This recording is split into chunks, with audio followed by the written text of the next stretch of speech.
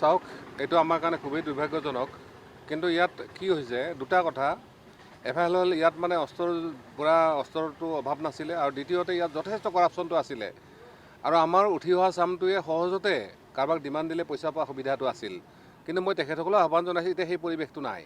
এতিয়া কৰাপশ্যন কৰিলে নিশ্চিতভাৱে ৰঙাঘৰ আলহী হ'ব, ইয়াত কোনো সন্দেহ নাই। দ্বিতীয়তে এতিয়া যদি কোনো তেনেকুৱা ধৰণৰ মানে হত্যাকাণ্ড বা তেনেকুৱা ধৰণৰ যদি কালেকশ্যনতো জড়িত হয়, এতিয়া কিন্তু ৰাইজৰ ৰৈ নাথাকিব, কাৰণ ৰাইজবিলাক এতিয়া যথেষ্ট সচেতন হৈছে বা সাৱধান হৈছে। গতিকে তেনেকুৱা ক্ষেত্ৰত মই তেখেতসকলক এটাই আহ্বান যে তেখেতসকলে অস্ত্ৰৰ সলনি কেনেকৈ চৰকাৰী মেইন ষ্ট্ৰীমত বা বিভিন্ন ধৰণে সুযোগ সুবিধাবিলাক ল'ব পাৰে, সেইটোহে চাব লাগে। এই ক্ষেত্ৰত নৱসৈনিক হিচাপে আমি যিমান পাৰোঁ সহযোগ কৰিম। মই তেখেতক আবেদন জনাইছোঁ যাতে বিনা কাৰণত বা বিনা হেৰিত আমাৰ কোনো ডেকা ল'ৰাই তেজ দিব লগা নহয়, আৰু যাতে কোনো উগ্ৰপন্থী হ'বলগীয়া নহয়। এইটো ক্ষেত্ৰত আমাৰ চৰকাৰৰ নজৰ ৰখা দৰকাৰ আছে, আৰু আমি তেখেতসকলেও অলপ সচেতন হোৱা দৰকাৰ আছে। কাৰণ ইতিমধ্যে আমাৰ বেলেগৰ মানুহবিলাকে যথেষ্ট হাঁহে যে ইমানকেইটা সংগঠন ইতিমধ্যে চিজফায়াৰ কৰিলে, আহিলে আকৌ সংগঠন ওলালে, যেন এইটো এটা মানে ইণ্ডাষ্ট্ৰীৰ নিচিনা হৈছে। গতিকে ইয়াৰ টোটেল পৰিস্থিতিৰ পৰিৱেশটো আমি ঠিক ঠাক কৰাৰ কিন্তু আমাৰ সকলোৰে দায়িত্ব আছে। চাওক, প্ৰথম হ'ল এনেকুৱা এটা সুযোগ BTCত আছে, আৰু আগতেও আমি কৈছিলোঁ বাটাহাতৰ ক্ষেত্ৰতো যে তেওঁলোকৰ তেনেকুৱা ধৰণৰ এটা ইনভল্ভ। তেওঁ যদিও কৈছে, তেওঁ আচলতে কেলৈ ক'ব লগা হ'ল যে আমাৰ লগত কোনো নাই। এইকাৰণে ক'ব লগা হ'ল নিশ্চয় কোনোবা আছে। গতিকে তেনেকুৱা ক্ষেত্ৰত মই আজিও দুনাই নকৰোঁ যে ইয়াত কোনোবা হয়তো থাকিবও পাৰে, কিন্তু মই একো তথ্য পাতি নোহোৱাকৈ ক'ব নাযাওঁ।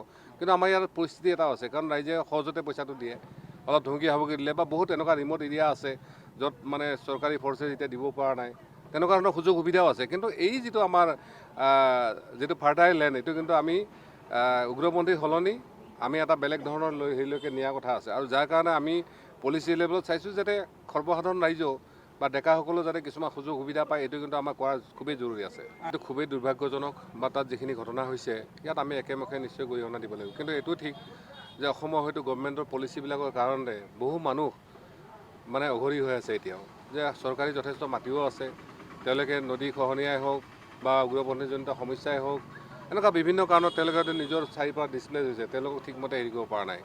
গতিকে চৰকাৰবিলাকে যদি সময়ে সময়ে পদক্ষেপবিলাক ভালকৈ লৈ গ'লহেঁতেন, এই ধৰণৰ পৰিস্থিতিৰ সৃষ্টি নহ'লহেঁতেন। মই সকলোকে বিনম্ৰ আহ্বান যাতে এনেকুৱা ধৰণৰ সংঘাতময় পৰিস্থিতি নহওক।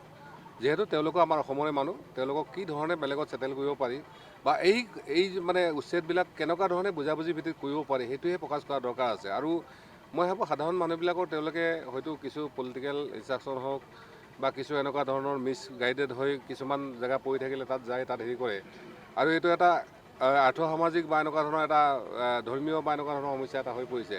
আহি থকা দিনত এইটো কিন্তু আৰু ভয়ংকৰ হোৱাৰ ইংগিত আছে। গতিকে মই ভাবোঁ এইটো কিন্তু সকলো পক্ষই ধৈৰ্য সহকাৰে আৰু খুব ভাল ধৰণে আইনী বা বিধিগত ব্যৱস্থা বা ছিষ্টেমৰ ভিতৰত যিখিনি কৰিব তাৰ মাজেদি যোৱাটো দৰকাৰ আছে।